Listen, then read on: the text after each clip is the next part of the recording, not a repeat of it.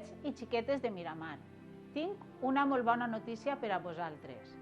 Enguany, el Pare Noel sap que s'heu portat com uns verdaders campions i campiones durant esta pandèmia. I per això m'ha cridat i m'ha dit que vindrà a veure-vos el dia 24 de desembre a les 6 de la vesprada.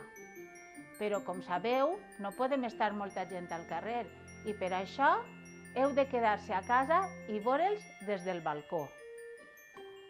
Eixa nit haureu de sopar molt prompte i segurament al dia següent ja tindreu els regalets baix de l'arbre perquè m'ha promès que tots aneu a tindre'n. Així que no perdeu la il·lusió i que passeu molt bones festes de Nadal.